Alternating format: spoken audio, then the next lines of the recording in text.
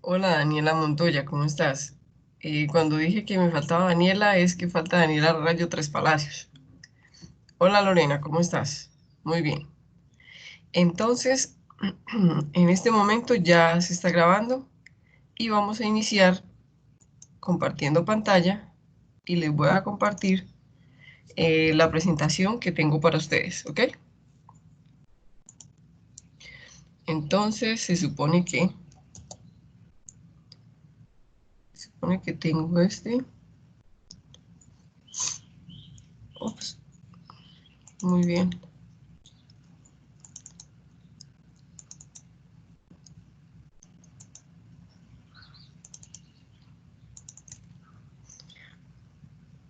Entonces, hoy la clase es de qué, chicos.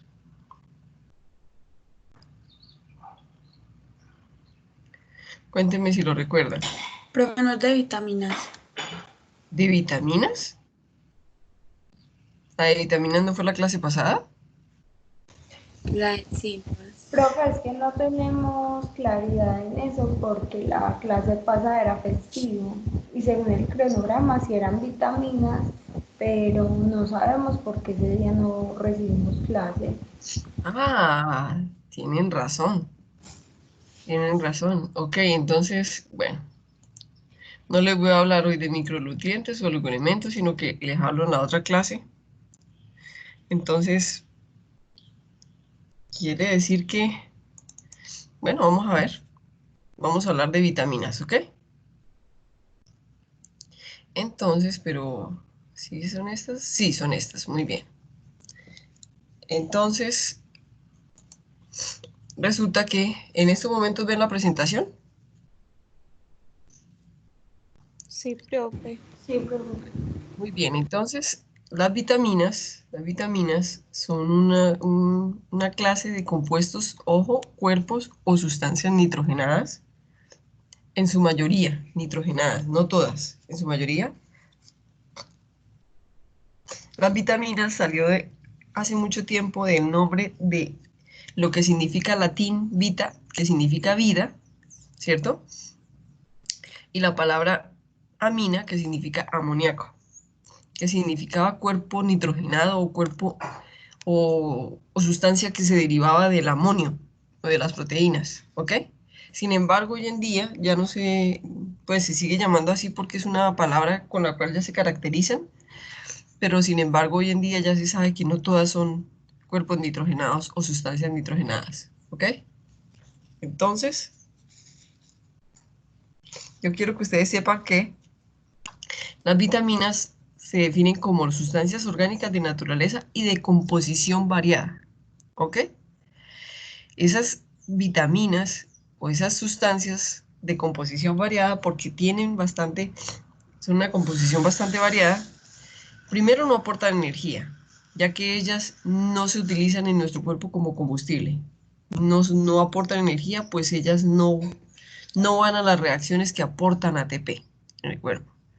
Pero ojo, sin ellas el organismo siente o no es capaz de aprovechar los elementos y todo lo que nosotros consumimos o los nutrientes para poder construir, no solamente para poder formar no solamente energía, sino también para hacer desarrollo tisular o desarrollo celular, ¿ok? Muchas de ellas tienen papeles o muchas de ellas cumplen con, con ser coenzimas o cofactores, ¿ok? Y las vitaminas deben ser aportadas a través de la alimentación. ¿Estamos de acuerdo? Eso es lo que dice la definición. Entonces, ¿qué vamos a ver en esta clase? En esta clase vamos a ver términos como avitaminosis o carencia de vitaminas.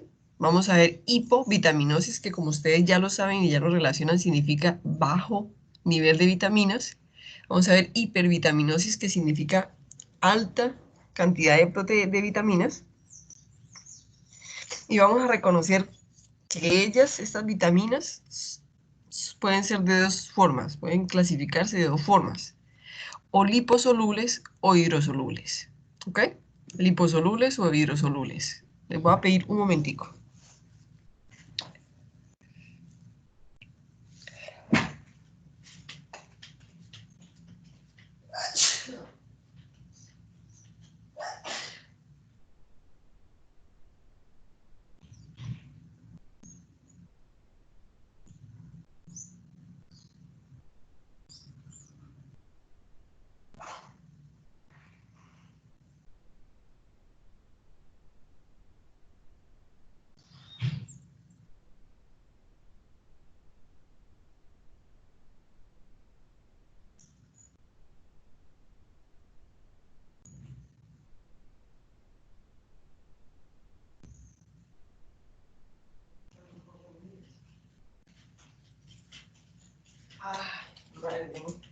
La rinitis. Bueno, muy bien. Chicos, qué pena, es que tengo la rinitis o la alergia alborotada y no me deja.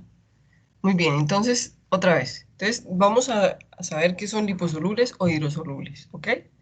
Hasta este momento todos me están entendiendo. ¿Cierto que sí? Sí, profe. Muy bien, gracias. Entonces, ojo con lo que les voy a decir. Nosotros Profe, tenemos, dime, es que las diapositivas se ven, ¿la diapositiva qué? profe, que las diapositivas se ven pequeñas. Se Ah, ven pequeñas, no sé si usted lo ve para mí. Se ve como un cuadrito y ahí se ve la diapositiva, pero pequeña. ok, ya voy a mirar qué es lo que pasa, ¿ok? Espérame ya un momento, yo voy a dejar de compartir. Bueno, profe. Compartir. Ya con eso lo arreglamos, ¿ok? Vamos entonces a acá, acá, acá. Y me vas a decir si todavía lo sigues viendo así, ¿ok? Ya se arregló, profe. Ahora sí. Ahora sí, Perfecto. gracias. Muy bien. Entonces, bueno, resulta que vamos a tener dos tipos, o las vitaminas se pueden clasificar en vitaminas liposolubles y vitaminas hidrosolubles, ¿ok? Entonces, ¿qué significa? ¿Qué significa, ojo, hidrosolubles o liposolubles? ¿Qué significan y qué implicaciones tienen que sean liposolubles o hidrosolubles? Yo lo que quiero que sepan antes de que se aprendan cuáles son hidrosolubles y cuáles son liposolubles, quiero que sepan que las vitaminas que son hidrosolubles son la vitamina C y toda la familia de las vitaminas B. ¿Ok? Dos de ellas, la vitamina C y todas las vitaminas de la familia B. ¿Ok?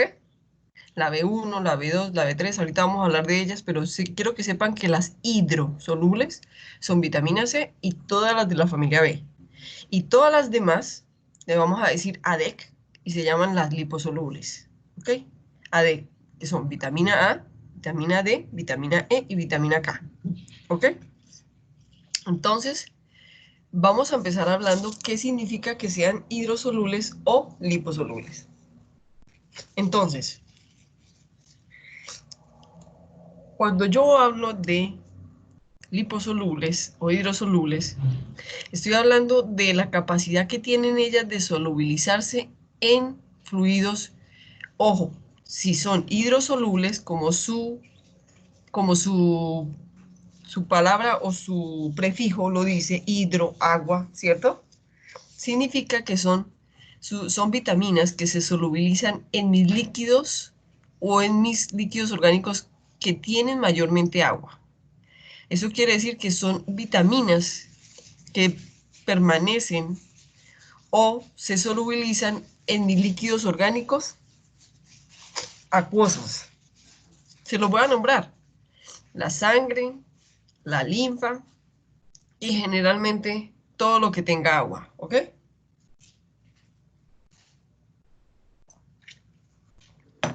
Mi tracto gastrointestinal, ¿ok? Entonces, hidrosolubles. Ahora, vamos a hablar de las liposolubles. Si las hidrosolubles son las que se solubilizan y permanecen en sustancias hídricas, acuosas o líquidas, las liposolubles son aquellas que se almacenan, se solubilizan en tejidos lipofílicos, es decir, liposos, es decir, con ácidos grasos. Eso quiere decir en órganos donde hay ácidos grasos, generalmente el hígado, ¿cierto? El cerebro, el corazón, el intestino delgado, entre otras. ¿Estamos de acuerdo? Eso quiere decir que las hidrosolubles permanecen diluidas en nuestros líquidos, las liposolubles se pueden almacenar y van y se almacenan en nuestros tejidos, en nuestros órganos, ¿ok?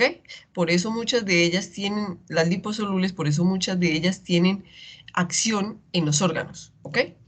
Muy bien, todas realmente tienen acción en los órganos, pero las lipos son las que se almacenan. Entonces vamos a hablar de las hidrosolubles. Las hidrosolubles como hidrosolubles, ojo. Ay, ay, ay. Las hidrosolubles como hidrosolubles Son aquellas vitaminas que como ellas se solubilizan en soluciones acuosas, en soluciones líquidas, entonces son aquellas vitaminas que yo debo consumir generalmente todos los días. Son aquellas vitaminas que yo debo consumir todos los días porque así como las consumo, ellas entran a mi cuerpo, están en mis fluidos y también, como se solubilizan en el agua, también se pierden con mis fluidos, con la orina, con el sudor, con las lágrimas, etcétera, etcétera. ¿Ok?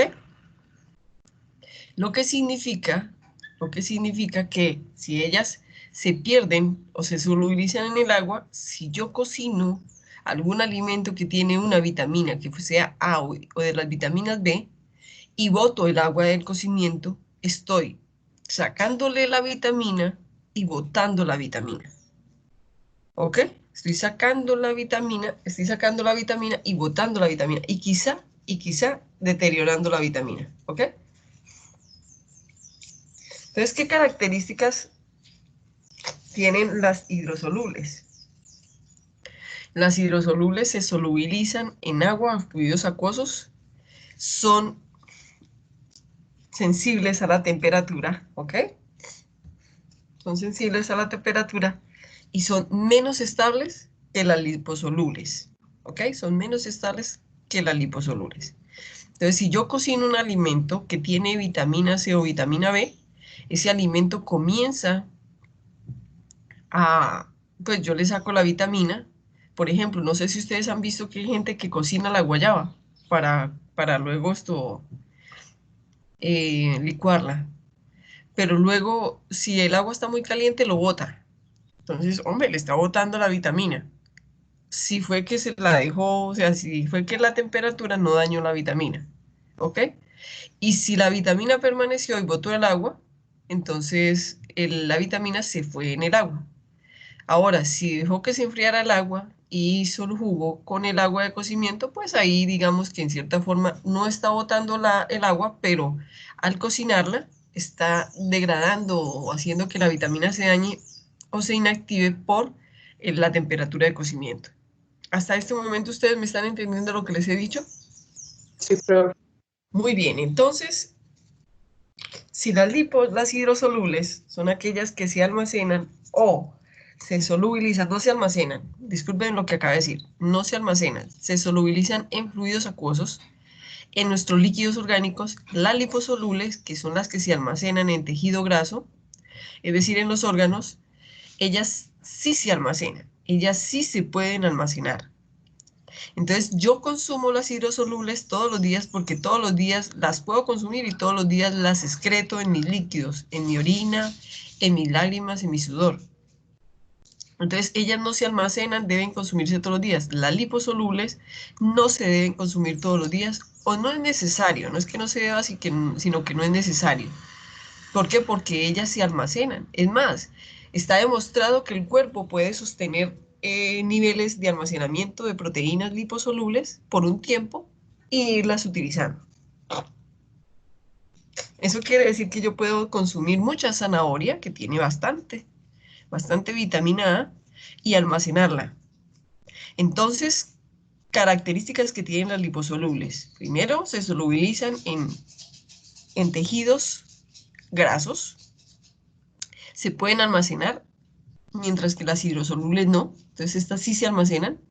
Pero a comparación de las hidrosolubles, yo no las debo consumir todos los días. Pero ojo, yo sí puedo sufrir una hipervitaminosis o una intoxicación por alta cantidad de vitaminas liposolubles porque ellas sí se almacenan. En cambio, las hidrosolubles tienden a no almacenarse. ¿Estamos de acuerdo? Entonces, yo sí puedo intoxicarme o sufrir una hipervitaminosis por las liposolubles porque ellas sí se almacenan.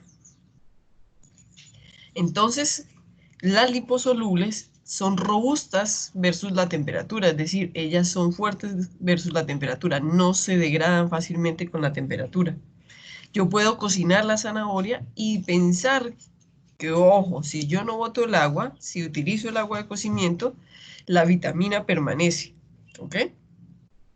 Aparte de eso, la vitamina fácilmente no se va en el agua, sino que permanece en la parte carnosa de la fruta porque necesita los ácidos grasos. Entonces yo me puedo consumir la zanahoria y estaré consumiéndome la vitamina. Hasta este momento, ¿han entendido la clasificación? Sí, profe. Muy bien, entonces vamos a empezar a hablar de ellas como tal. Y yo creo que vamos a empezar a hablar de las hidrosolubles, ¿ok? Entonces las hidrosolubles, como les había dicho, son termosensibles, eso quiere decir que se afectan con la temperatura. También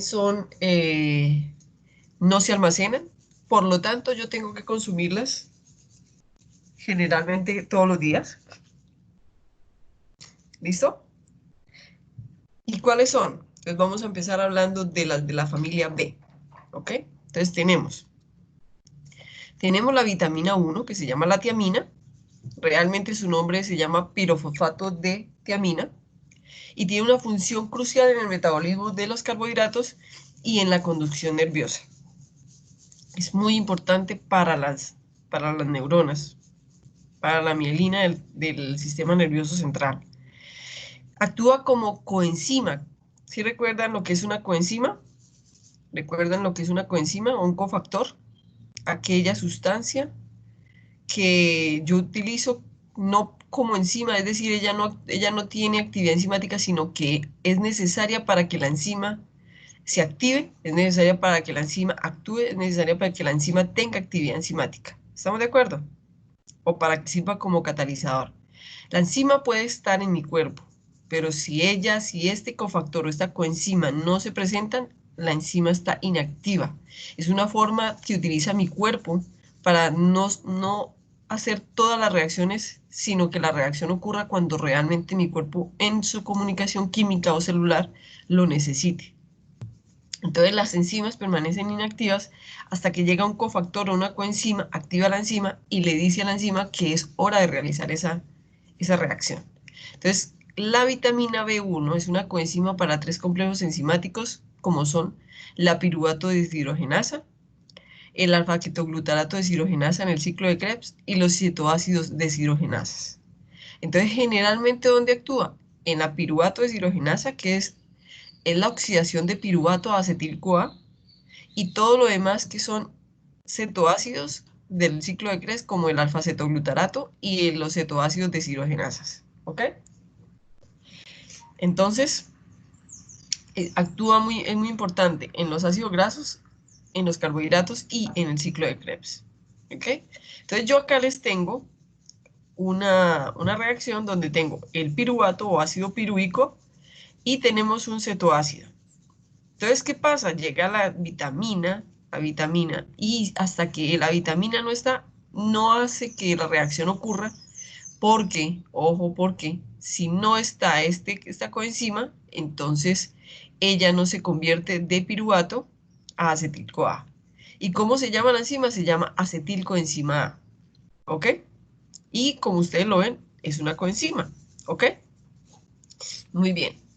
Y se llama coenzima. ¿Dónde encontramos nosotros? Ojo, y yo quiero que hagan relación en los alimentos que van a ver. ¿Dónde encontramos generalmente las vitaminas hidrosolubles? En general, la vitamina que se llama tiamina, la encontramos en los lácteos, en las carnes rojas, en los granos o en las semillas secas y en todas las verduras y las frutas generalmente. ¿Ok? Listo. Entonces, vamos a seguir con las patologías. ¿Qué patologías se pueden presentar? Ojo lo que voy a decir, en pos de la carencia o de la deficiencia de la tiamina. Entonces yo puedo tener diferentes patologías en pos de la carencia o a favor de la carencia, porque como es una vitamina hidrosoluble, difícilmente me causa almacenamiento, difícilmente me causa intoxicación, difícilmente me causa hipervitaminosis. Yo creo que difícilmente yo no creo que haya. Entonces, en favor o en favor no, en existencia de carencia de la vitamina A que se llama la tiamina, se presenta la encefalopatía de Wernicke, que es una encefalopatía que da tendencia al alcohol y a las drogas, una neuritis periférica crónica, que es lo que llamamos el beriberi, y la acidosis láctica. Precisamente porque cuando nosotros no tenemos esa coenzima, los cetoácidos no se pueden oxidar, entonces se almacenan. Por lo tanto, al almacenarse nos producen acidosis. ¿Ok? Muy bien. Y al no tener en esta reacción que les mostré aquí de la piruvato deshidrogenasa, al no poderse consumir el ácido pirúvico, pues entonces él no se transforma a acetil-CoA, sino que se va y produce ácido láctico o lactato. Y por lo tanto mi cuerpo también se acidifica por ese lado. Vamos a hablar de la vitamina B2 o la riboflavina. ¿Listo? Entonces la vitamina B2 o riboflavina, realmente llamada riboflavina 5-fosfato o dinucleótido de adenina, tiene una función muy importante en la respiración celular, en las reacciones de oxidorreducción, en la integridad de la piel, las mucosas y la córnea, e interviene en el ciclo de Krebs como FAD, ¿cierto? Como FAD. ¿En qué alimento lo podemos encontrar? Los encontramos los mismos, semillas secas o semillas en los productos lácteos, en las verduras y en las frutas, en las carnes rojas, y en especial esta también la encontramos en las hojas verdes, en las acelgas, en las espinacas, en la lechuga, entre otras. ¿Qué patologías pueden darse versus su carencia? Entonces podemos tener la riboflavinosis o síndrome oculogenital, quelosis, la gliositis, la dermatitis, el edema, la dermatitis, entre otros. Entonces, yo quiero que vean que todas esas aftas que a veces nos ocurren, o eso que a veces nos pasa con esas cicatrices que nos da a veces en la piel, se debe mucho a las vitaminas, a la deficiencia de vitaminas. Entonces, para que ustedes sepan.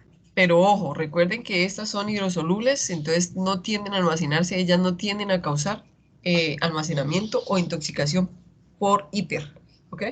Sino más bien carencia.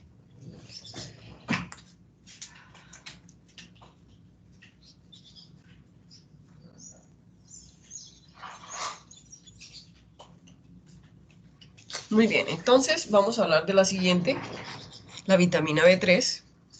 En la vitamina B3, que se llama niacina o ácido nicotínico o vitamina PP, es un derivado de las coenzimas NAT+ y NADP+, NADHP+. Actúa o trabaja o ayuda al cuerpo en procesos de oxidorreducción y se forma a partir del triptófano. ¿Ok?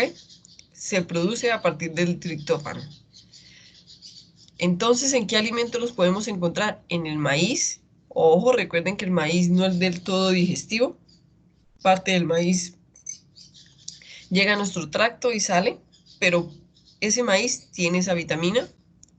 Podemos encontrarlo en el atún, en los pescados, en los frutos verdes, y generalmente lo encontramos en todo lo que se llaman animales de mar, es decir, el atún, el salmón y todos los pescados, ¿ok? ¿Qué patologías se presentan cuando hay carencia de esta vitamina? De la vitamina B3 se puede presentar la pelagra, o sea, la piel, ¿cierto? Fotofobia en los ojos, dermatitis, casi todas las vitaminas ustedes se van a dar cuenta que tienen que ver con la salud de la piel. Pero en esta generalmente se presenta diarrea, dolor abdominal y puede causar, pues está demostrado que puede tener una implicación muy grande en las patologías o en las sintomatologías de la demencia. ¿Ok? Muy bien. La vitamina B5, el ácido pantoténico, es la coenzima A porque la B5, ojo, hace parte de ella. ¿Qué quiere decir? La vitamina B5 es el precursor de la coenzima A. Parte de su estructura se utiliza para que mi cuerpo produzca la vitamina A. La coenzima A, disculpen, la coenzima A. Y es muy importante, ojo, como coenzima A en la formación del acetil-CoA, porque para que sea acetil-CoA lo único que le hace falta es un cuerpo cetónico. Entonces, cuando ya la coenzima A se ha formado a partir de la estructura del ácido pantoténico, el acetil-CoA se produce más fácilmente. Y acuérdense que el acetil-CoA tiene una función muy importante en el metabolismo. Lo van a aprender sobre todo en bioquímica 2. ¿En qué alimentos se necesitan? ¿O en qué alimentos se necesitan, no se consumen? ¿En qué alimentos tienen la vitamina? Entonces, lo mismo, frutos secos, semillas secas, las hojas verdes, la selga, la lechuga, las frutas, las verduras y las carnes rojas. ¿Qué patologías se pueden presentar en carencia de esta vitamina? Generalmente en esta vitamina, que se llama la B5, ácido pantoténico, se presentan enfermedades, se presentan cosas que no son del todo comunes. Por ejemplo, como el síndrome de los pies quemados. ¿Qué da? Da cefalea, náuseas, calambres y fatiga generalizada. Entonces, recuerden que en esta no se tiende a presentar hipervitaminosis o almacenamiento, sino es más general su carencia, ¿ok? Vamos a hablar de la vitamina B6, la piridoxina, que realmente su nombre se llama 5-fosfato-piridosal y es necesaria para la formación de la niacina. Es importante en la síntesis de los fosfolípidos para la formación de la mielina, es decir, en el sistema nervioso. Pero también, como todas las demás, actúa en la formación de la piel, de los tejidos. Ahora, interviene en la elaboración de sustancias cerebrales que regulan el estado del ánimo, como la serotonina. Y quiere decir que se utiliza mucho para la gente que sufre depresiones. ¿Estamos de acuerdo? Ahora, es popular entre deportistas, ojo con lo que voy a decir acá, porque se dice o se tiene que incrementa el rendimiento muscular y la producción de la energía en necesidad de una gran, disculpen, voy a volverme, en una gran, lo que dicen es que en un gran esfuerzo de liberación de glucógeno. Sin embargo, eso no está demostrado. Tiende a ser más mito que verdad. Entonces, quiere decir que ¿en qué alimentos podemos encontrarla? Igualmente, lácteos, carnes rojas, pescados, ¿cierto? Pero esta en especial la encontramos en el huevo, ¿ok? En la parte de la yema del huevo. De la yema no, disculpen, de la clara del huevo, ¿ok? Muy bien. Profe, Dime. pregunta. Cuando todas estas vitaminas las tomamos de forma sintética, ¿son tan efectivas o no son tan efectivas cuando las tomamos de alimentos? Yo te puedo responder eso de una sola forma, y yo creo que tú ya sabes lo que yo te voy a responder. Yo te podría responder que todo lo mejor siempre es mejor tomarlo de forma natural o de forma biológica, porque nuestros tejidos, al ser biológicos, son más compatibles con todas las sustancias biológicas. Cuando yo consumo la proteína sintética, la vitamina o proteína o lo que vaya a consumir sintético, mi cuerpo tiende a no utilizarlo, porque generalmente tiene una estructura diferente a la biológica. Entonces, por ejemplo, cuando tenemos los azúcares son generalmente D. Y generalmente los azúcares cuando ya han sido transformados químicamente ya no tienen la estructura, la forma o estructura D, sino que tienen la estructura L. Entonces mi cuerpo lo reconoce. Entonces mi cuerpo no lo utiliza igual. Por ejemplo, si consumimos los aminoácidos o las proteínas, generalmente las proteínas o los aminoácidos vienen en estructura L. Mi cuerpo tiende a reconocerlo. Y mi cuerpo dice, ah, eso no es eso es sintético o simplemente no es biológico, no es compatible conmigo. Entonces yo lo que utilizo es una muy mínima parte si es que la utilizo. ¿Estamos de acuerdo? Entonces, generalmente mi cuerpo lo sintético no lo utiliza porque él no es tan compatible con la parte biológica. Eso está demostrado de la siguiente forma. Cuando tú tienes un medicamento que es biológico, totalmente biológico, como por ejemplo los antibióticos, como por ejemplo, ¿cómo se llama el del hongo? Bueno, por ejemplo, uno producido por hongos o producido por bacterias, como son los antibióticos, muchos de los antibióticos como la penicilina.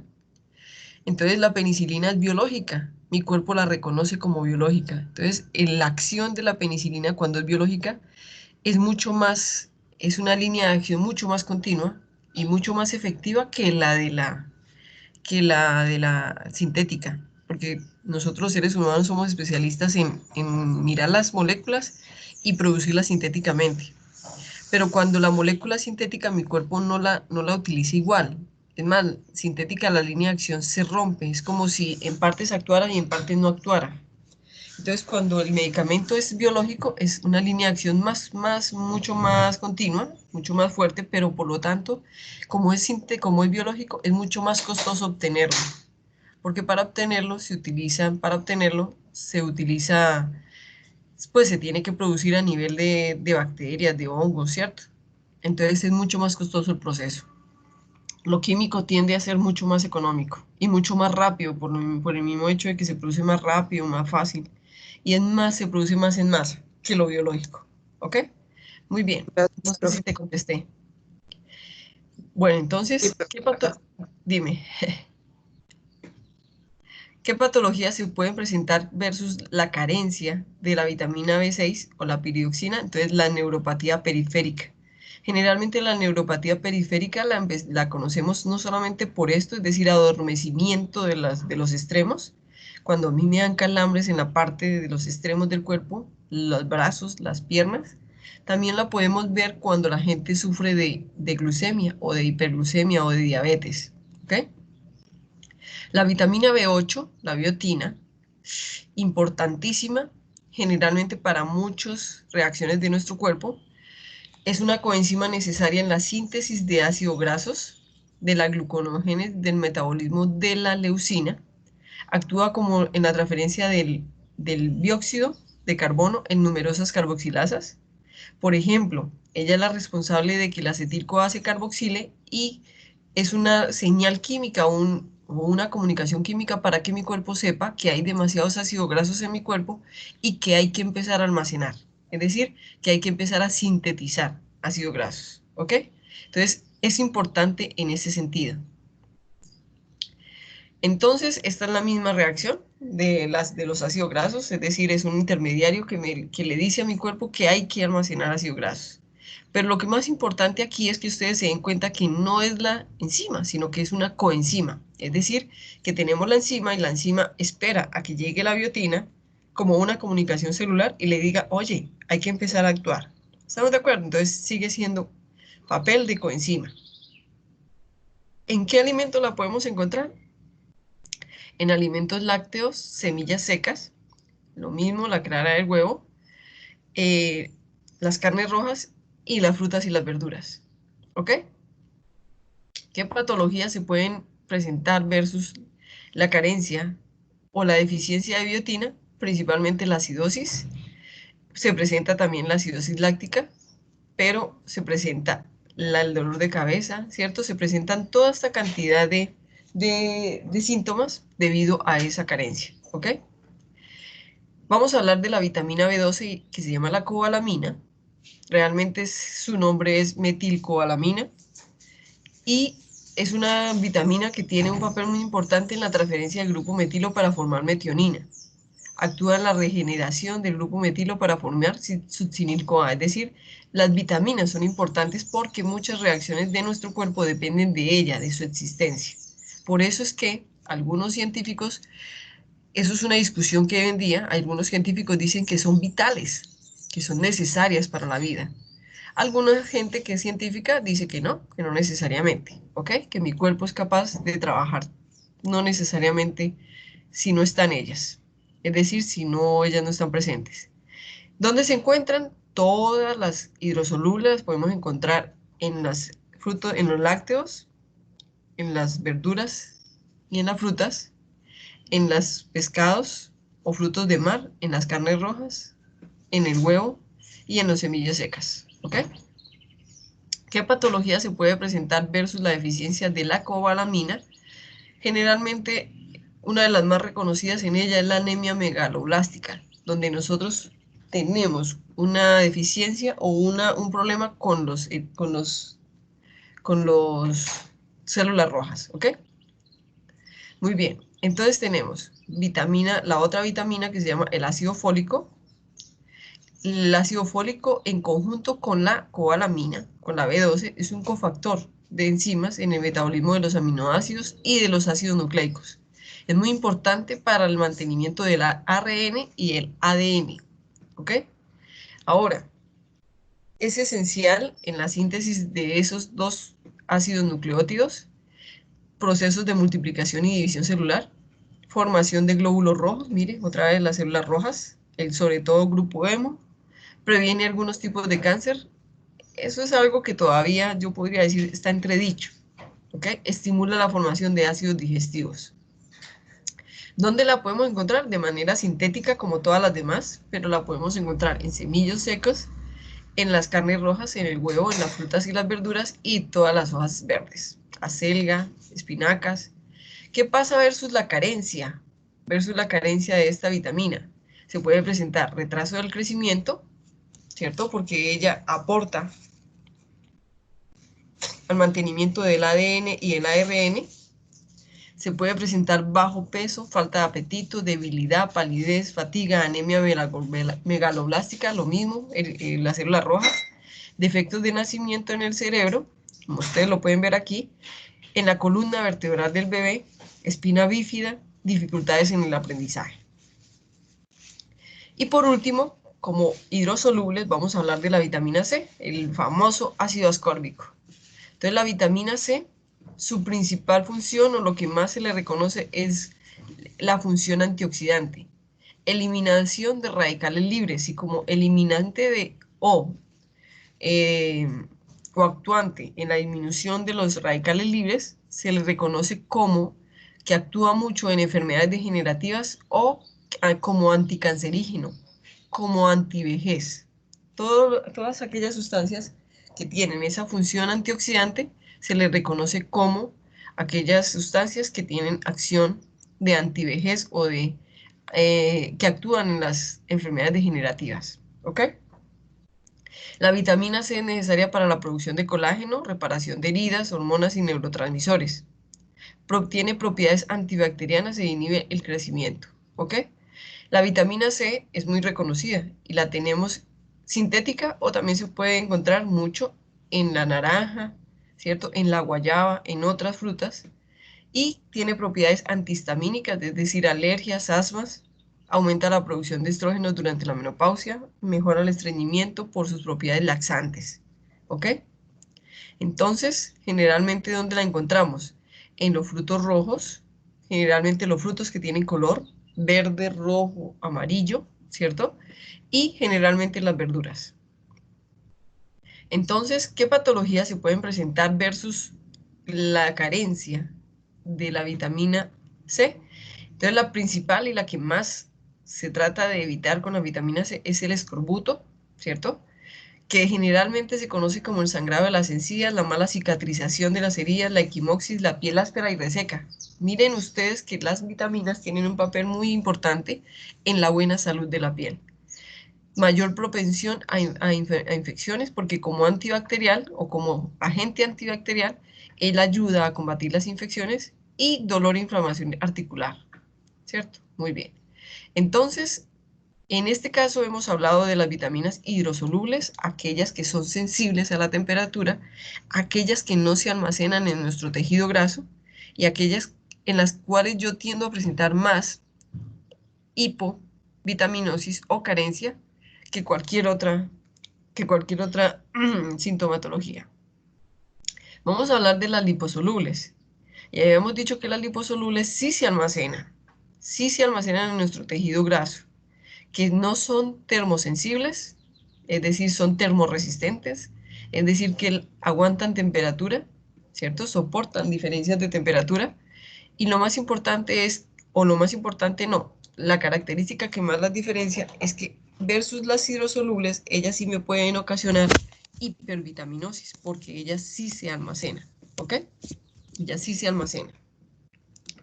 Entonces, si ellas sí se almacenan, vamos a hablar de ellas. ¿Dónde las encontramos?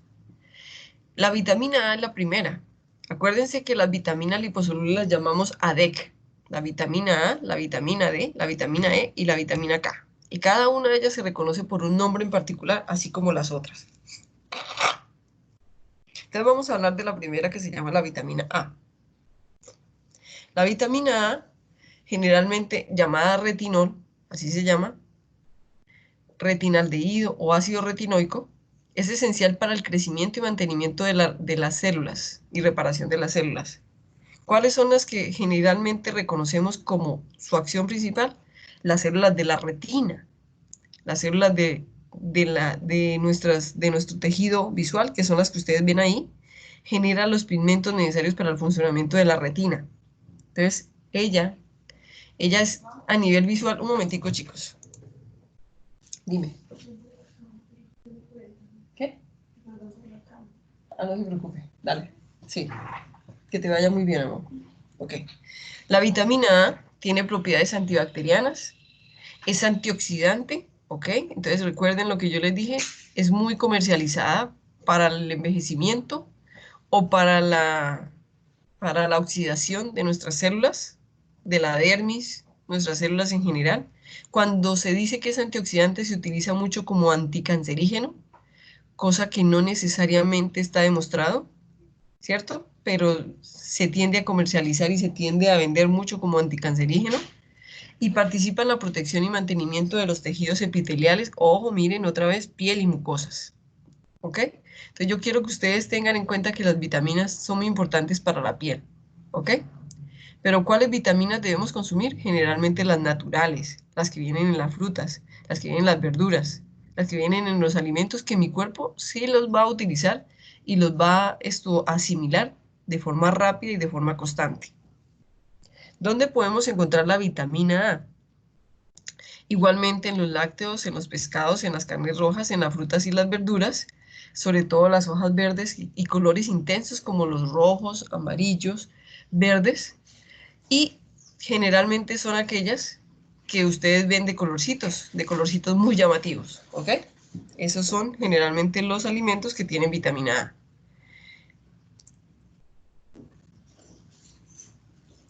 Muy bien, entonces, ¿qué patologías se pueden presentar versus la vitamina A? Recuerden que en la liposoluble sí tenemos hipervitaminosis y se presentan los dos casos, tanto el hipo como la hiper. Si nosotros tenemos baja o carencia o deficiencia de la vitamina A, podemos tener, recuerden que ella es la que mantiene o la que produce las sustancias para las retinas, para las células de la retina. Entonces, si no la estamos consumiendo, podemos tener ceguera nocturna, xeroftalmia, ¿cierto? O susceptibilidad a enfermedades infecciosas. Recuerden que ella también actúa como agente antibacterial. La hipervitaminosis, es decir, su cuadro contrario, o la sintomatología contraria, puede ocasionar náuseas, ictericia, irritabilidad, vómito, visión borrosa, dolor de cabeza, debilidad muscular,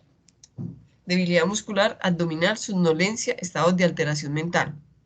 Y ojo, piel seca, cabellos secos y caída de cabello, ¿ok? Eso es lo que presentamos con vitamina A. Vitamina B, vitamina D, entonces se le llama antirraquítica, ¿ok? Se llama calciferol o antirraquítica porque ella actúa o tiene un papel muy importante en la absorción de nutrientes, principalmente el calcio en los huesos, pero también de otros como el fósforo, ¿cierto? Y las proteínas. Entonces, como ella, calciferol, como ustedes lo ven, calcio, ¿cierto? Calciferol, ella es muy importante en la salud de los huesos. Entonces, por eso, cuando nosotros tenemos deficiencia de la vitamina D, tendemos a tener raquitismo, ¿cierto? Es decir, huesos delgados, huesos débiles. Entonces, ojo con lo que dice ahí, responde a la concentración plasmática de calcio y fósforo, precisamente porque ella es muy importante en la buena absorción de los nutrientes en los huesos y en los tejidos duros, como son el calcio y el fósforo, ¿ok? ¿Qué vamos a mirar? ¿Qué tiene ella? Aumenta la absorción intestinal, disminuye su excreción, moviliza el mineral óseo, calcio, fósforo, ¿cierto? Funciones antienvejecimiento, niveles elevados de esta vitamina poseen telómeros, o sea, hacen que desarrollemos telómeros más largos. Es un receptor de vitamina en monocitos, linfocitos y demás células, ¿cierto? ¿Dónde lo podemos encontrar? Igualmente, productos lácteos, carnes rojas, pescados, también la encontramos como todas de manera sintética y ahí lo podemos encontrar, ¿ok? Vamos a hablar de la vitamina E, conocida como un gran antioxidante. Se llama tocoferol, ¿ok? También se consigue a nivel sintético. La industria está llena de tocoferol sintético, ¿ok? El tocoferol tiene una actividad antioxidante tan fuerte, que generalmente se utiliza sintético hasta para el envejecimiento de las llantas, de los carros. O sea, es una cosa supremamente fuerte, ¿ok? Pero el sintético. El de nosotros, el biológico, no es tan fuerte como el sintético, pero aún así tiene una actividad antioxidante bastante fuerte. Como es antioxidante, dice, previene el estrés oxidativo. El estrés oxidativo se asimila como el envejecimiento o destrucción celular, ¿cierto? Por eso se dice que toda aquella sustancia que tenga propiedades antioxidantes se comercializan como antienvejecimiento, ¿cierto? Pero eso no es necesariamente cierto, pero así se comercializan y también se comercializan como anticancerígenos. Entonces la vitamina A tiene un papel muy importante en el sistema nervioso, es cicatrizante y como se los dije, se comercializan o se conocen como anticancerígenos, de todas maneras no está totalmente demostrado, y participa en la formación de glóbulos rojos, músculos y otros tejidos. Es importante para la fertilidad y el sistema reproductor, ¿ok? ¿Dónde lo conseguimos? Igualmente, en los frutos secos, ¿cierto? En el chocolate o en los derivados del chocolate, del cacao. Lo conseguimos en las frutas generalmente el mango tiene muy buena vitamina y en las hojas y en los frutos secos, hojas verdes, ¿ok? En el aceite de oliva. El aceite de oliva tiene muy buenas propiedades antioxidantes, ¿ok? Ojo, recuerden que las vitaminas liposolubles no son tan sensibles a la temperatura. Pero si yo consumo, por ejemplo, el aceite de oliva y ya lo consumo trabajado químicamente o procesado químicamente, recuerden que ya ha sido sometido a temperaturas. Hay diferentes aceites de oliva. Hay el aceite de oliva que es hecho por presión o compresión y viene naturalmente sin haber sido afectado por temperaturas. Entonces, esos aceites que son así son un poquito más amargos porque tienen más el sabor a la oliva, pero son más saludables que los que ya vienen transformados químicamente. ¿Qué patologías se pueden presentar versus este tipo de vitamina? Si hay carencia, se puede presentar disminución en la fertilidad, puede tener problemas de anemia, alteración ocular, ¿cierto? Envejecimiento celular y predisposición al cáncer. ¿Ok? Vamos a hablar de la vitamina K y la que llamamos antihemorrágica. ¿Ok?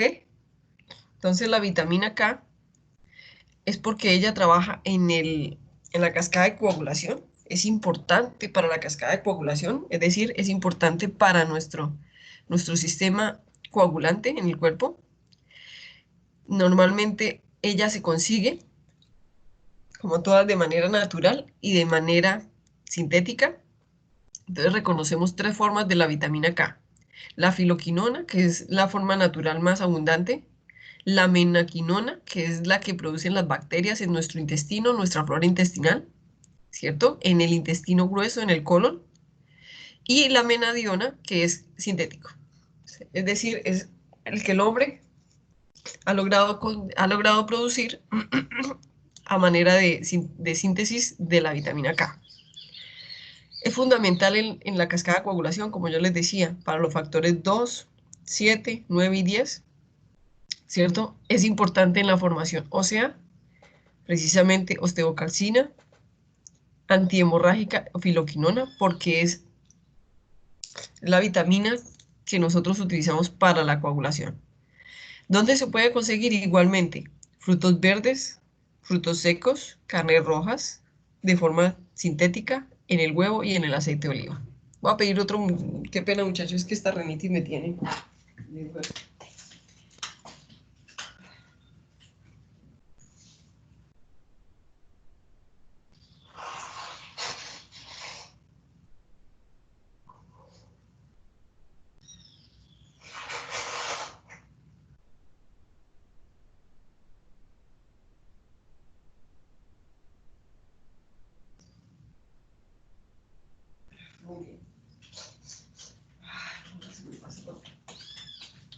Ok, volví. Entonces, ustedes ya las ven. Generalmente las vitaminas las consumimos en alimentos, ojalá de manera natural. Ojalá sea nuestra alimentación, nuestra medicina. Y no tengamos que consumir complementos generalmente sintéticos que mi cuerpo no reconoce, que no son compatibles. ¿Qué patologías se pueden presentar versus esta vitamina? Entonces, en adultos, pues la coagulación sanguínea pobre o deficiente, epístasis, gingivorragias, hematurias, equimoxis, menorragias. En niños más frecuente la enfermedad es la hemorragia, la enfermedad hemorrágica del recién nacido, ¿cierto? Entonces, se dice normalmente que cuando una persona sufre de bastante sangrado es porque le hace falta o tiene carencia de vitamina K. Entonces, yo quiero que ustedes conozcan que también tenemos otros compuestos en el cuerpo que son sustancias con acción similar a las de las vitaminas, pero que, ojo, con la diferencia de que el organismo las sintetiza por sí mismos. Entre ellas está, dime.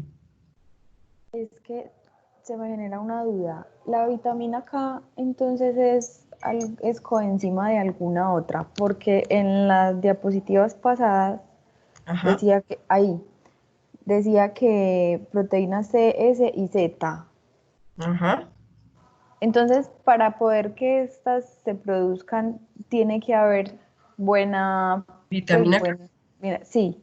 Ajá, exactamente. Ellas hacen parte de la estructura de esas proteínas y de esas sustancias biológicas, ¿ok? Bueno, profe, gracias.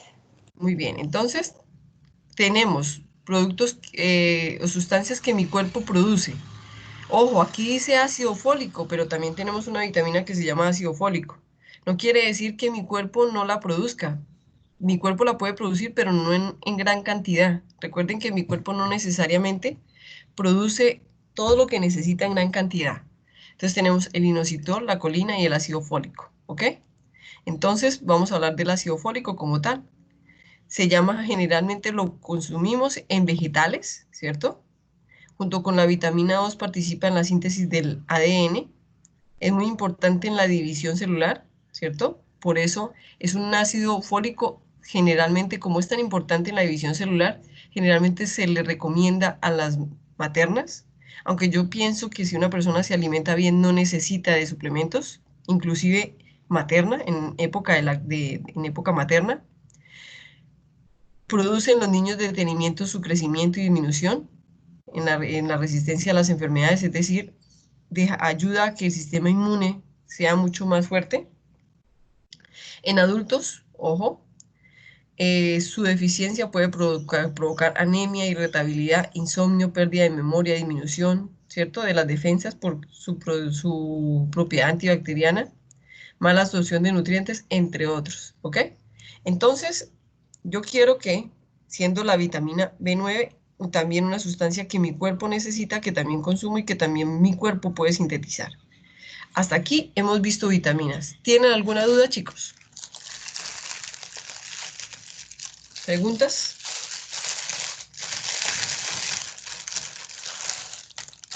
¿No? ¿Todo así de claro? ¡Wow! ¡Qué bien!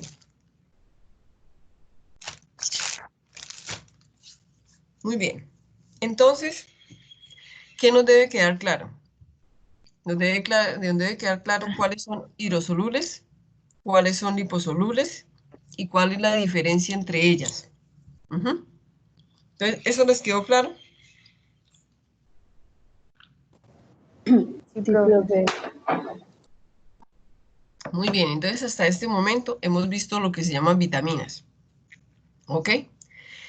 Entonces, quiero que ustedes recuerden que nosotros podemos con hidrosolubles presentar carencia, con las liposolubles podemos presentar los dos casos, tanto la hipervitaminosis, es decir, exceso, que puede provocar toxicidad por vitaminas, por gran cantidad de vitaminas, como la carencia.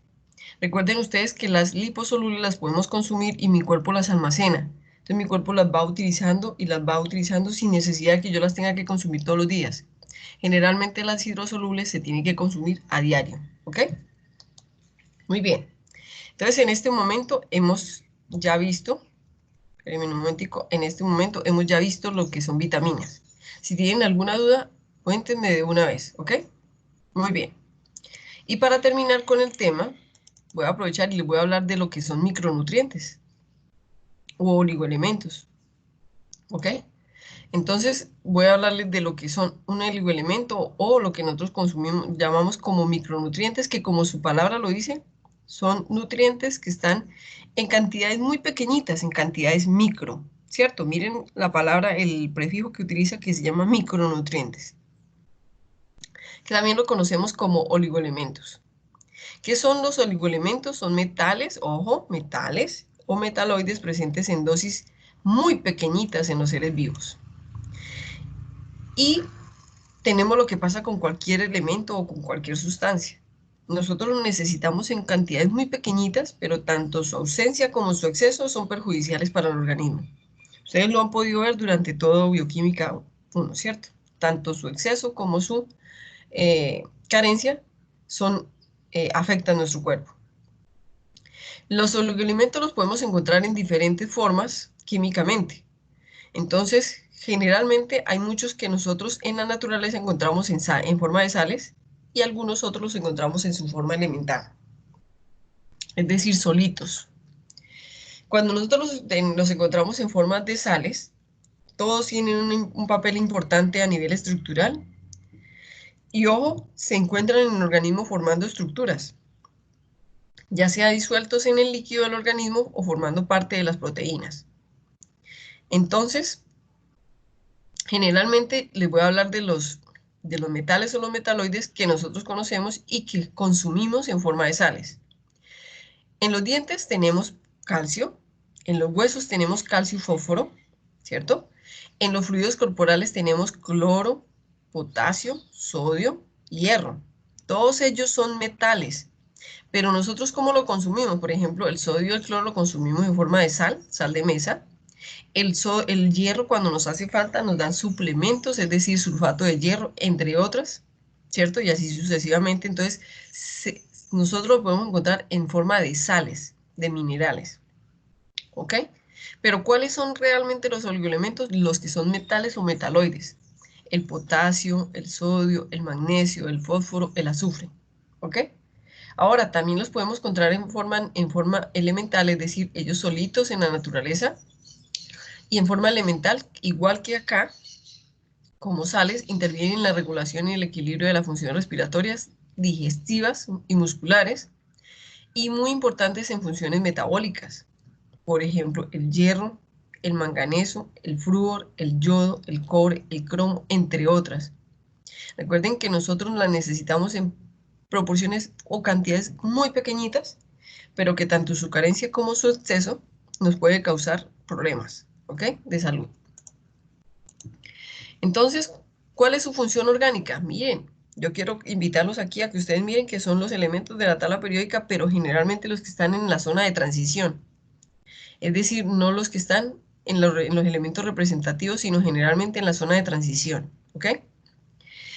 ¿Qué hacen estos oligoelementos o estos micronutrientes? Favorecen el transporte e intercambio de moléculas bioquímicas en el metabolismo, ayudan a que se asimilen, ayudan a que tengamos una buena digestión de los alimentos, favorecen el sistema inmune, favorecen el sistema fuerte de mis tejidos duros como los dientes, los huesos, el cráneo, ¿cierto? Ayudan a la actividad enzimática, el desarrollo e intercambio de tejidos y ayudan a disminuir las reacciones alérgicas. ¿Cómo se clasifican? Ojo, ¿cómo se clasifican los micronutrientes o oligoelementos? ¿Como esenciales o como no esenciales? ¿Ok? Como esenciales y como no esenciales. Los esenciales son generalmente, ojo, todos los elementos de la tabla periódica en donde están los de transición. Es decir, todos aquellos que son los de las columnas de la tabla periódica pequeñitos, es decir, esos que no tienen las columnas largas. Y presentan propiedades fisicoquímicas muy similares entre ellos. Son metales, ¿cierto? Brillan, tienen propiedades magnéticas, pero mi cuerpo los utiliza como oligoelementos o micronutrientes importantes. Entonces voy a nombrarles algunos: el vanadio, el molibdeno, el cromo, el manganeso, el cobre, el níquel, el cobalto. el zinc, el silicio, el selenio, el flúor. Hay unos que nosotros son esenciales como estos que están acá, pero su mecanismo o su acción orgánica todavía está en investigación. Entonces, los consumimos y son esenciales, pero todavía no reconocemos bien su función orgánica. Entonces, como el astato, el boro, el bromo, el litio, el estaño y el vanadio, ¿ok? Y algunos que son no esenciales y por lo tanto no tóxicos a concentraciones naturales. Ojo, concentraciones naturales, no sintéticas. Si usted se pone y consume mucho ruidio, mucho platino sintético, pues lógicamente van a tener concentraciones muy altas y por lo lógico le va a causar problemas. Pero si usted lo consume, como está en los alimentos de forma natural, generalmente ellos no son tóxicos, ¿ok? Porque a esas concentraciones son muy bajitas, porque las plantas y lo que nosotros consumimos de forma natural viene con concentraciones muy mínimas de estos elementos. ¿Qué implicaciones en la salud? ¿Qué implicaciones en la salud tienen los oligoelementos? Entonces, vamos a hablar de algunos de ellos. Por ejemplo, el cobre forma parte de los tejidos corporales. Venga, chicos, voy a cerrar la ventana. Si no, este carro no nos va a dejar dar la clase. Ok. Entonces, el cobre forma parte de los tejidos corporales, cerebro, riñones, corazón. El fósforo interviene en la formación de proteínas. El hierro es un constituyente vital de la hemoglobina. Ustedes saben que sin hierro tenemos problemas a captar el oxígeno, entonces nos produce cianosis, nos produce hipopsias, también nos produce malestar en las células rojas y por lo tanto nos lleva a sufrir anemias, entre otras cosas. El manganeso constituyente de enzimas y otras funciones, el potasio y el sodio, electrolitos muy importantes para la homeostasis del cuerpo, el potasio en el medio intracelular, el sodio en el medio extracelular, entre otros. Quiere decir que tiene implicaciones fuertes, grandes, quiere decir que las necesitamos. Dentro de su importancia clínica sirven para el crecimiento, para evitar problemas como la anorexia. Exceso de algunos minerales pueden causar intoxicación o problemas en el equilibrio. Claro, su deficiencia o su exceso puede provocar problemas de salud. ¿Cuáles son las patologías asociadas generalmente a algunos de ellos? Entonces les voy a hablar, por ejemplo, del cromo. Cromo se asocia con diabetes mellitus, con obesidad. El flúor con la debilidad ósea o con mayor riesgo de caries. El selenio con problemas de la piel e infertilidad. El zinc con la mala circulación y la cicatrización. El cobalto con la anemia perniciosa. El yodo con retraso mental o falta de desarrollo. Recuerden que el yodo es muy importante para la tiroides. ¿Ok? Y, ojo, acá les traigo un cuadrito, pues como un cuerpito de una persona que sufre de anorexia, ¿cierto? ¿Estamos de acuerdo? Recuerden que hay personas que se pueden ver como una persona anoréxica y no necesariamente ser anorexia, sino ser problemas de yodo. Porque recuerden que el yodo es muy importante en la formación del desarrollo del cuerpo. Recuerden que el yodo es muy importante en la hipertiroides. Si una persona sufre de hipertiroides severa, puede verse como una persona anoréxica y no necesariamente ser anoréxica. ¿Ok? Muy bien. Hasta aquí hemos hablado de los micronutrientes. ¿Me entendieron lo que les hablé de los micronutrientes? ¿Tienen alguna pregunta? No, señora. Bueno, muy sencillo. Entonces, para terminar nuestro curso de Bioquímica 1, chicos, de Bioquímica 1, para terminar les voy a hablar en general del sistema tengo problemas de lengua hoy. Tracto gastrointestinal o digestivo, ¿ok? Resulta que yo les he venido hablando durante todo Bioquímica 1 de las macromoléculas, ¿ok? Y de las moléculas, es decir, de los monómeros. ¿Qué hace nuestro cuerpo para poder utilizar los nutrientes de esas macromoléculas que nosotros alimentamos en nuestra boca o en nuestro cuerpo? Entonces, nuestro cuerpo lo hace por medio inicialmente del tracto gastrointestinal o digestivo. Entonces yo quiero que ustedes vean la imagen y se den cuenta, ojo, que el tracto gastrointestinal o digestivo son una serie de órganos huecos, huecos, empezando por la boca, que tiene una cantidad de glándulas y de tejidos huecos, y ya lo vamos a ver. Entonces dice, cuando comemos los alimentos, estos necesitan ser transformados. Ya lo vimos, ya lo vieron ustedes. Comemos grandes macromoléculas, grandes carbohidratos y los convertimos en azúcares.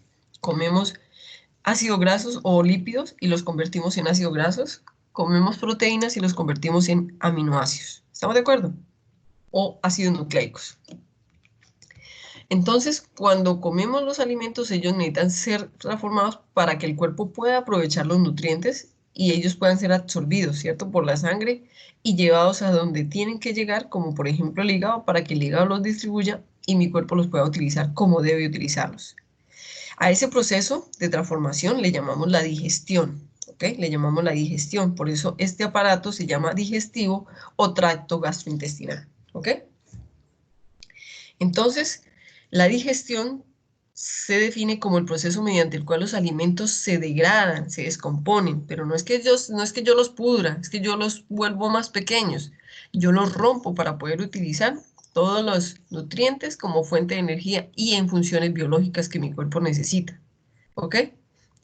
Entonces resulta que la digestión comprende la mezcla de los alimentos y su paso a través del tracto gastrodigestivo.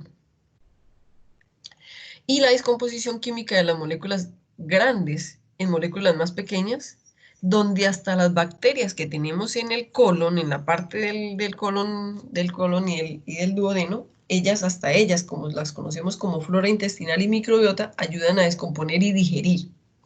¿Dónde comienza el tracto o el sistema digestivo? En la boca. ¿Dónde termina? Pues en el ano. ¿Estamos de acuerdo? En el ano. Yo los invito a que cuando yo les pegue, yo les envíe, yo creo que no sé si ya se las envié, pero cuando yo les envíe esta presentación, los invito a que vean esta página, este link, este enlace de YouTube. Es un enlace muy bonito, un video muy bonito donde ustedes van a hacer como parte del alimento y les va a mostrar como si estuvieran en una endoscopia. Les va a mostrar qué pasa desde la boca y los va a llevar por todos los órganos huecos hasta salir por el ano. Entonces, es una cosa muy bonita porque les va a mostrar a ustedes todos los órganos huecos que hacen parte del sistema digestivo. Y los va a llevar a ustedes como si estuvieran viendo una endoscopia. Entonces, los invito a que lo miren, ¿ok? Para que más adelante lo hagan y lo miren y vean cómo es nuestro cuerpo por dentro. Entonces, resulta que ese tracto gastrointestinal o aparato digestivo está formado por una serie de órganos huecos. ¿Qué significa huecos? La boca es hueca, ¿cierto? Ahí donde ponemos los alimentos. Entonces, que va desde la boca, pasa por el exófago, llega al estómago, un órgano hueco también, el intestino delgado, luego colon o intestino grueso, luego recto hasta el ano. Entonces vuelvo y se lo nombro, desde la boca, pasando por el exófago, el estómago, el intestino delgado, luego el intestino grueso o colon, el recto y hasta el ano. Que son órganos huecos, ojo, miren aquí la imagen, tienen hueco, tienen un lumen, una luz, ¿cierto? Es decir, un hueco, y son revestidos por una capa mucosa. Miren la imagen, miren la imagen. Ábranse la boca y miren el tejido húmedo. Mírense los ojos y miren todo el tejido que tienen alrededor de los ojos internamente por debajo de la piel. Es un tejido rojo y húmedo. Se llaman mucosas, ¿ok? Entonces, todos nuestros órganos huecos también son revestidos por ese tipo de mucosas. Mírenla aquí tan bonita en la imagen. Ahí se ve la mucosa, ¿ok? Se ve la mucosa, la submucosa, todo lo que hace parte de ese tejido. Entonces, esas mucosas contienen glándulas que producen jugos, que son jugos digestivos, que contribuyen a que los alimentos se puedan digerir, a que los alimentos se transformen para que mi cuerpo los pueda utilizar. Debajo de esta mucosa que tenemos en todos los huecos, en todos los órganos huecos, en el tracto digestivo, tenemos una capa muscular. Miren, entonces la mucosa, la submucosa que es blanquita, que es la que sostiene la mucosa, y arriba tenemos músculo. Miren los músculos, miren la piel, ¿ok? Que es la parte externa. Esa capa muscular tiene una función muy importante en mi sistema tracto gastrointestinal o digestivo y es de movimiento. Es de movimiento. Ustedes, cuando ustedes fortalecen el cuerpo, fortalecen los músculos, ¿cierto? Y los pueden mover. Es más, algunos hombres fortalecen los músculos y mueven, bueno, lo que nosotros llamamos tetillas, o mueven los músculos y los mueven, ¿cierto? Así, los músculos que nosotros tenemos en nuestros órganos huecos también tienen movimiento. Y ese movimiento ayuda a que los alimentos se transporten. Ese movimiento se llama peristaltismo, o lo que nosotros reconocemos como gorgorismo, que se siente cuando uno se le recuesta en el estómago a otra persona y ustedes escuchan ese como gorgojeo, ¿cierto? Y que suena y que, ¿cierto? Eso es el gorgorismo o peristaltismo de esos órganos, esos músculos que tenemos en los órganos huecos que ayudan a que mis alimentos se transporten desde la boca hasta el ano. ¿Estamos de acuerdo? Entonces, para que ustedes lo sepan, peristaltismo o gorgorismo, ¿ok? Entonces resulta que este sistema no solamente cuenta con la boca, el exófago, el estómago, el colon, el intestino delgado hasta el ano, sino que se complementa con otros órganos como son el hígado, el páncreas y la vesícula biliar que ayudan al cuerpo a digerir y absorber los monómeros. Pero no es que los alimentos como tal, el bolo alimenticio, pase por estos órganos, es que estos órganos producen jugos que mi sistema, que mis órganos huecos necesitan para ayudar a descomponer o a degradar o a romper esas macromoléculas de manera tal que mi cuerpo los pueda absorber como nutrientes, ¿ok? Son el hígado, el páncreas y la vesícula biliar. La vesícula biliar en sí es como un almacenamiento, es como una neverita, es como lo que me almacena ciertos jugos digestivos. Entonces, ¿qué hace mi cuerpo? A las proteínas las descomponen en aminoácidos, a las grasas las descompone en ácido graso y glicerol, y a los carbohidratos los descompone en azúcares simples, generalmente glucosa, fructosa y galactosa, ¿ok? Entonces resulta que para ello es muy importante los pHs. Estos jugos digestivos que producen estos diferentes órganos son muy importantes, para ellos son muy importantes los pHs de cada zona fisiológica de mi cuerpo, ¿ok? Entonces, si ustedes se dan cuenta, en la boca tenemos un pH de 6.8 a 7.5, debe ser porque las enzimas o los jugos digestivos como la saliva necesitan de esta condición de pH. Luego llegamos al estómago y hay otros jugos digestivos que necesitan que el pH esté entre 1.5, 2.5, 3. Llegamos a la parte final del estómago, inicio del intestino delgado que llama duodeno, y necesitamos que nuestro pH esté entre 5.6 y 8. 8 de pH 8. Llegamos al intestino delgado, luego llegamos al intestino grueso. Y en el intestino delgado estamos entre 7.2 y 7.5, y luego llegamos al intestino grueso o el colon, donde el pH es hasta 8.5, y luego al ano, ¿ok? Y tenemos todo el sistema de los órganos huecos, ¿ok? Que tienen lumen, que tienen una luz. ¿Cómo es el proceso digestivo por órganos? Yo les hice una listica de los órganos huecos y de los órganos que ayudan a que eso pase. Les coloqué si tienen movimiento, qué producción de jugos digestivos tienen y qué macromoléculas se descomponen químicamente en cada parte. Entonces, iniciamos en la boca. ¿Cuál es la función de la boca? El movimiento es masticar, triturar, homogenizar, ¿cierto? Esto es lo que nosotros hacemos cuando comemos. Y el jugo digestivo es un pool enzimático que nosotros llamamos saliva, que está generalmente rico, enriquecido en una enzima que se llama tialina, una amilasa salival, que descompone principalmente los carbohidratos, ¿ok? Luego pasamos por el exófago. El exófago no tiene un jugo, no actúa en la descomposición, no en la degradación, pero sí tiene un movimiento muy importante que es la peristalsis, que hace que el músculo se encoja y se relaje, se encoja y se relaje, se encoja y se relaje, eso es la peristalsis, y hace que el bolo alimenticio que nosotros pasamos de la boca llegue al estómago. Esa es su función, ayudar a que los alimentos bajen. ¿Hace producción de jugos digestivos? Nada. ¿Descompone alguna sustancia? Nada. ¿Estamos de acuerdo? Llegan hasta el estómago, esta peristalsis hace que el estómago, el músculo superior del estómago se relaje y permita la entrada de ese bolo alimenticio, y el músculo inferior del estómago es el que hace el movimiento, ¿cierto? El que tiene el movimiento para que los músculos se homogenicen, para que los músculos se homogenicen, para que los alimentos se homogenicen, o para que ese bolo alimenticio se homogenice con los jugos digestivos. ¿Cuáles son los jugos digestivos? Los ácidos estomacales y las enzimas, ¿cierto? Como la pectina, como todas esas enzimas que nosotros tenemos en el estómago, que nos ayudan principalmente a descomponer las proteínas y algunas grasas, ¿ok? Proteínas y algunas grasas. En el intestino delgado también tiene peristalsis o gorgorismo, también el músculo se relaja y se contrae, ¿cierto? Que es lo que nosotros escuchamos, para permitir que ese bolo alimenticio siga bajando. Pero también tiene jugos digestivos, ¿cierto? En el interior del intestino delgado, que principalmente degradan carbohidratos y proteínas. Esos jugos digestivos son donados por el páncreas y por el hígado. El páncreas no tiene ningún movimiento, pues no es un órgano hueco, pero sí le proporciona jugo pancreático al intestino delgado, que principalmente ese jugo pancreático desdobla o degrada o ayuda a romper las grasas, parte de proteínas y también carbohidratos. El hígado nos proporciona la bilis, y la bilis también hace parte de esos jugos digestivos, ¿ok?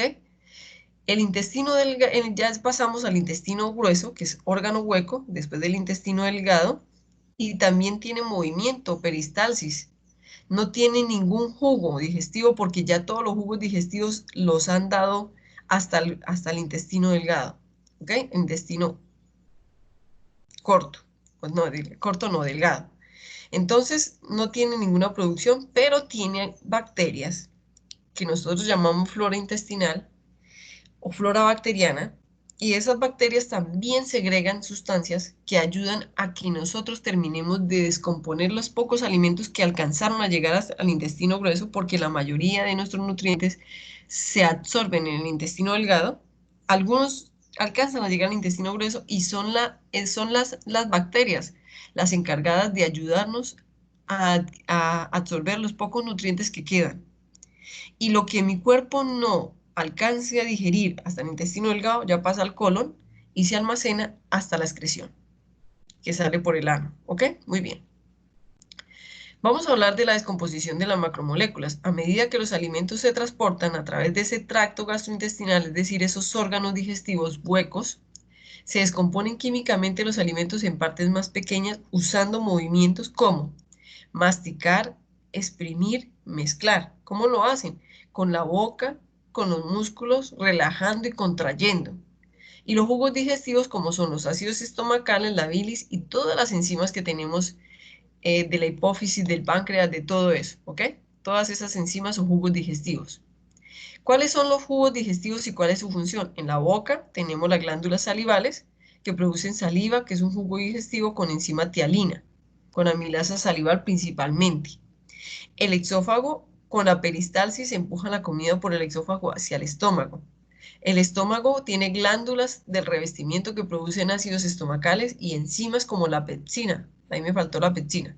Los músculos mezclan el bolo alimenticio con los jugos digestivos, lo homogenizan, lo vuelven una sola masa. El páncreas suministra jugos digestivos como son proteasas, amilasas y lipidasas al intestino delgado a través de pequeños tubos llamados conductos. El hígado proporciona la bilis, que es un jugo digestivo que descompone químicamente las grasas y las vitaminas.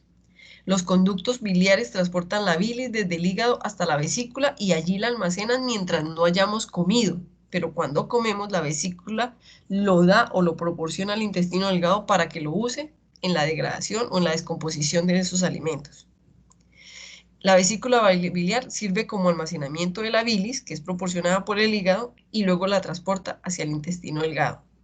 El intestino delgado produce jugos digestivos como son proteasas, que mezclan la bilis, lipidasas y jugo pancreático, que es espectacular en amilasas, y con agua el agua se transportan todos esos nutrientes que han sido liberados, se transportan desde el torrente sanguíneo e hidroliza los compuestos y luego los absorbe como monómeros.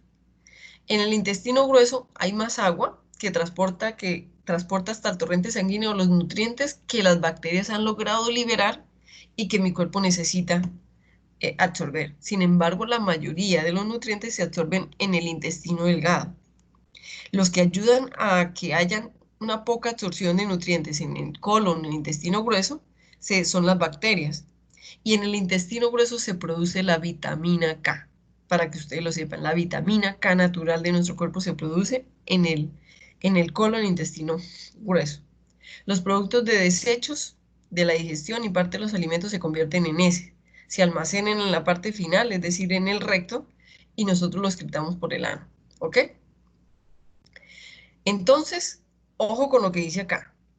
El intestino delgado absorbe la mayoría de los nutrientes, la mayoría, y el sistema circulatorio los pasan al torrente sanguíneo y a otras partes del cuerpo para almacenarlos o usarlos. Hay células receptoras que ayudan a que los nutrientes absorbidos crucen ese revestimiento. Entonces quiero que ustedes se fijen en la figura. En la figura tenemos en nuestro sistema sanguíneo, es decir, nuestras venas, ¿cierto? Todo sistema sanguíneo, por eso está azul, ¿ok? Entonces ustedes se dan cuenta, todos los nutrientes ya están en la sangre. Ya han pasado de mi sistema tracto gastrointestinal, generalmente por el intestino delgado, y están en la sangre. Todo esto que ustedes ven acá son nutrientes, ¿ok? Entonces miren lo que dice acá. La sangre transporta azúcares simples, aminoácidos, glicerol y algunas vitaminas y sales al hígado. Entonces, este sistema sanguíneo lo que está haciendo es transportarlo generalmente al hígado o a órganos de almacenamiento para que mi cuerpo los utilice, los oxide, los reduzca, haga lo que tiene que hacer y los utilice como fuente de energía o como fuente de desarrollo tisular o de crecimiento. El hígado los almacena y procesa y distribuye al resto del cuerpo cuando es necesario. El cuerpo usa los nutrientes para desarrollar las sustancias necesarias para la energía, crecimiento y reparación de células. Entonces ahí los tenemos, ¿ok? Entonces, el sistema linfático, ojo que es una red de vasos sanguíneos que transportan glóbulos blancos y la linfa, o un líquido que se llama linfa a través del cuerpo y que combate, es especial en combatir las infecciones, ¿ok? Quiero que ustedes se den cuenta que es un sistema de vasos. ¿Qué hace el sistema linfático? Absorbe los ácidos grasos y las vitaminas. ¿Qué hace? Nuestro sistema circulatorio, cuando tiene bastante cantidad de ácidos grasos, los empieza a transportar a la linfa. Mire, los está pasando a la linfa. ¿Sí están dándose cuenta? Se los está compartiendo a la linfa. ¿La linfa qué hace? Los almacena, ¿cierto? Los almacena y los utiliza a los ácidos grasos y a las vitaminas. Entonces, el sistema circulatorio se los pasa a la linfa y la linfa los almacena o los utiliza. Recuerden que la linfa, nuestro sistema linfático o nuestro sistema donde tenemos la linfa es más exterior que el sistema sanguíneo. ¿Estamos de acuerdo? ¿Hasta aquí me han entendido todo? ¿Hasta aquí han entendido todo lo que les he dicho? Sí, señora. Muy bien, entonces, lo que mi cuerpo no utiliza, ojo, lo que mi cuerpo no utiliza, mi cuerpo simplemente lo desecha. Llega hasta el intestino, hasta el colon o intestino grueso, y lo que hace es que lo desecha. Entonces, les voy a decir qué vimos hoy.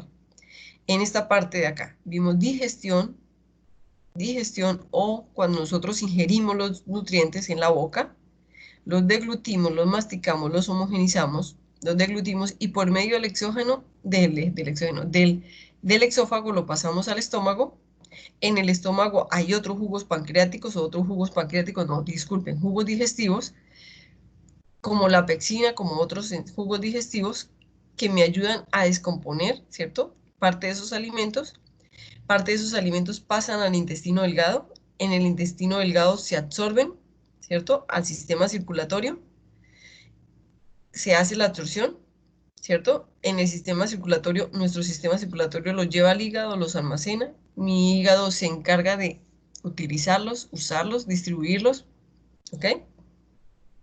Y lo que no pasa directamente al intestino grueso En el cono tenemos flora intestinal que ayuda a absorber nutrientes que no se alcanzaron a absorber en el intestino delgado. Y todo lo que no utilizamos, alimentos inclusive sin triturar y completos, que se llaman fibras, que generalmente no se digieren, se almacenan en la parte inferior del intestino grueso como excrementos y nosotros los sacamos como heces. ¿Estamos de acuerdo? Muy bien. Eso fue lo que vimos hoy. Entonces, eso quiere decir que hasta este momento ya vimos todo bioquímica 1. Todo bioquímica 1. ¿Estamos de acuerdo? ¿Hay alguna pregunta hasta este momento?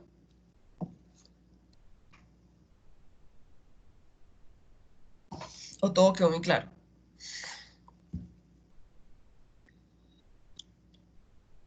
Hola. Profe. Muy bien.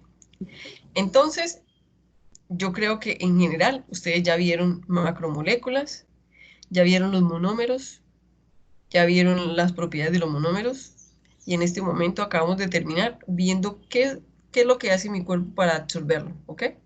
Todo lo que hace mi cuerpo para absorberlo. Yo les pregunto una cosa, ¿hay alimentos que mi cuerpo no digiere? ¿Como cuáles? ¿Qué han escuchado? Sí, profe, la fibra, usted acabo de decir que Muy pasan bien. directamente al colon.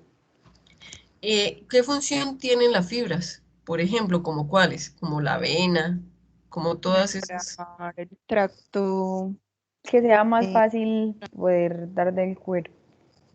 No solamente eso porque son fibras, sino porque mi cuerpo no las digiere, sino porque también ayudan a que yo me sienta más llena sin que sean digeribles, ¿cierto?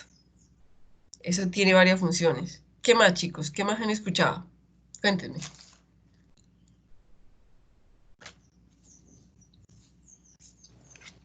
Profe, es que eso es como lo más, ¿cómo se Ujú. dice? Lo más dicho, que uno debe consumir fibra para poder tener pues menos problemas de estreñimiento. Ok. Y por ejemplo, yo te hago una pregunta. Si tú digieres, por ejemplo, papaya, que tiene muchos nutrientes, que es totalmente digerible, ¿eso no te ayuda al estreñimiento? Si tú Sí, digieres, por ejemplo, una fruta como ¿cómo se llama la fruta esta? la granadilla y la pitaya. La pitaya. Pues más que la granadilla, la pitaya. La granadilla también, pero la pitaya. La pitaya tiene una acción laxante bastante fuerte. Si tú ingieres esas frutas que son tan ricas, que tienen tantos nutrientes, que son digeribles, versus una fibra, ellas no te ayudan a la acción laxante. Yo creo que son más laxantes que Sí, la misma fibra, sí. ¿cierto? O sea que Entonces, la fibra es más de saciedad. no, y no solamente de saciedad, también con su estructura ayudan a que esos alimentos pasen fácilmente. ¿Estamos de acuerdo? O sea, eso también ayuda. Lo que yo quiero decirte es que es lo más escuchado, pero no es necesariamente lo que es verdad, ¿cierto? Lo que es común. Uno también puede consumir alimentos que son digeribles y que pueden causar esa acción laxante, como te los acabo de mencionar. Pero también hay alimentos en nuestra dieta que tienen partes que no son digeribles. Por ejemplo, como Usted cuáles. nos dijo que la cáscara del tomate.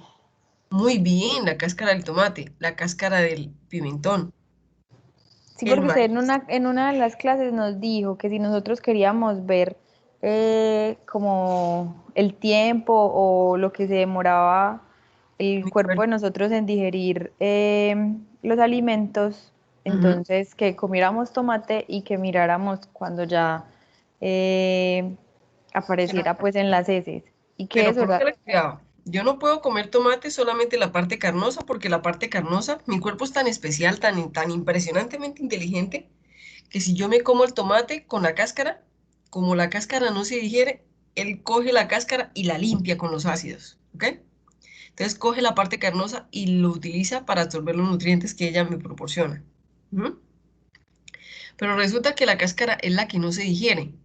Entonces, cuando yo debo decir comer tomate, es decir, comerme la cáscara, no comerme la parte carnosa, porque la parte carnosa sí nuestro cuerpo la digiere. Por ejemplo, en el pimentón. La parte carnosa del pimentón se digiere, pero la cáscara no. ¿Estamos de acuerdo? Lo mismo con la alberja. La alberja, la parte carnosa, la parte interna se digiere, lo que no se digiere es la cascarilla. ¿Estamos de acuerdo? Entonces ahora sí sigue contándome. Sigue. No, profe, pues si usted nos había dicho eso, que miráramos el tiempo que se demoraba como en hacerle todo el proceso ¿Lo hiciste? desde la ingestión hasta la egestión. Ujú. ¿Y lo hiciste? Profe, el mío se demora mucho porque mi metabolismo es muy lento y yo sufro de estreñimiento, entonces se demora horrible. Me demoré como 3 o 4 días más o menos Ah, en bueno, ver el entonces resultado. la pregunta es, ¿tú por medio de alimentos puedes mejorar eso, cierto que sí? Sí, profe, consumiendo más fibra, Más papaya, más papaya. Ah, bueno. más papaya, más fruta, más alimentos que proporcionen eso. Por Que sean ejemplo, laxantes, pues que tengan sí, una propiedad laxante. ¿saben qué fruta tiene una propiedad laxante si no se mezcla con productos grasos? No, ¿Cómo se llama la fruta esta que es blanca, que es muy rica? ¿cuál? La La guanábana. La guanábana. Muy bien, gracias. La guanábana sin la leche. Si tú tomas la guanábana hecha en agua, no en leche, la guanábana tiene propiedades laxantes. profe, ¿qué tal las uvas? ¿Las uvas en qué sentido? Cuéntame. Eh, por por la cubierta, por su piel. Ah, ¿me estás diciendo como marcadores biológicos? Eh, no sé, de pronto para facilitar el tránsito Intestinal. intestinal. Ujú. Pues a ver, a mí la uva me encanta, pero yo te hago una pregunta, Catalina. ¿Tú has visto que cuando tú consumes la uva, la cáscara salga en las heces? Mm, pues, profe, la verdad no me he fijado, pero me ayuda mucho. Me ayuda mucho cuando tengo como problemas para evacuar, consumo uvas y me ayuda muchísimo. Bueno, entonces debe ser que la uva también tiene propiedades de ayudar a la digestión, pero realmente la cáscara no sirve como una fibra porque la cáscara de la uva sí en cierta forma la digerimos, no totalmente, pero sí, ¿ok? Bueno, O sea gracias. que la cáscara de la uva, yo pensé que me lo estabas diciendo más como marcador biológico. ¿Qué significa un marcador biológico? Aquel que uno consume y sabe que tiene que salir tal y como se lo consume, ¿ok? Sí. En cambio, la cáscara de la uva sí permite que yo la rompa, que yo la digiera en cierto modo, ¿ok?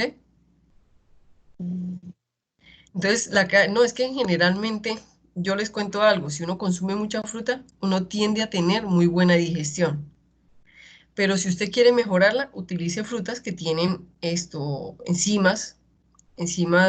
proteasas, como son cuáles, la pitaya, la papaya, las uvas también lo tienen, ¿cierto?